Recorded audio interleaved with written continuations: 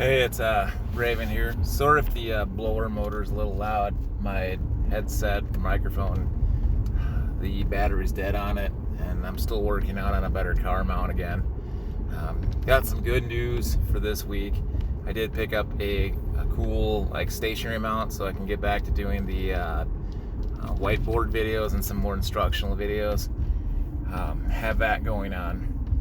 As far as things going on around the homestead, I was able to get some things fixed. Experienced our 4th of July there.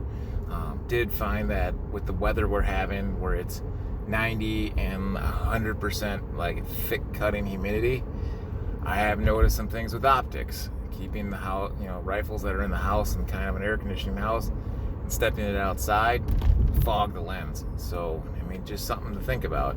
If you had a run and gun and you went outside and, let's say the 100-man militia came out to you, well, you know what? There's some things to think about there.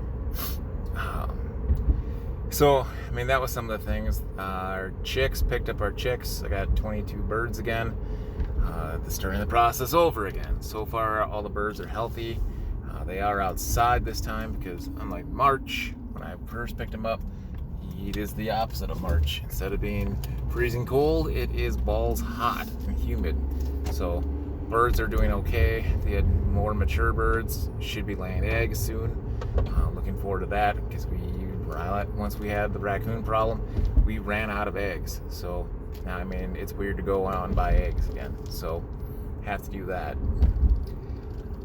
Some other things that are going on. I'm keeping this for a separate video about some of the current events, but just watching the news and watching everything go around, things are getting worse. Nothing's getting better. Things are getting worse. So, not to be a doomsdayer or a doom and gloom, but the reality is things are not progressively getting any better. You're seeing more divide. You're seeing racism on both sides. You're seeing people who can't be touched making stands and going after people of, white people, going after people of anything else. You're seeing COVID coming back, and with I'm assuming the downside of the riots and everything, you're also starting to see that, well, we better bring COVID back so we can shut things down. It's ridiculous. I've never quite seen how crazy this is. It's insane. I don't know. I don't know what's next. July is next, right? So I expect in a couple weeks you're going to see another shutdown. I don't know if the federal government's going to push for it, but some states are already shutting down. Some states like California are allowing people to go to churches, but you're not allowed to sing. So if you don't think there's a war on Christianity, I hate to tell you, there's a soft war on Christianity, and it's increasing every day. They went after the churches. They went after, all the things that a conservative patriot person would live for, and they left things like, tattoo shops, and you could get, an abortion. Those things were closed, kept open. Mom and pop shops were basically shut down, but Walmart and your Amazon's kind of affiliates were kept wide open. So I think things like that are going on too. Expect to see round 2 of shutdown. I don't know what you're going to see in round 2 of shutdown, but expect the same thing.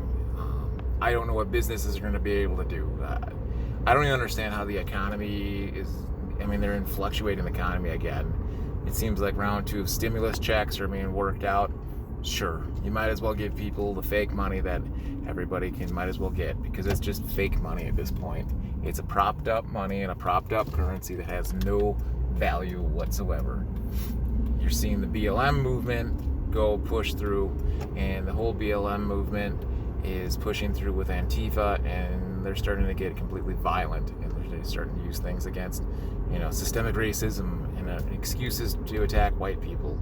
You're starting to see things in local states where people are on edge.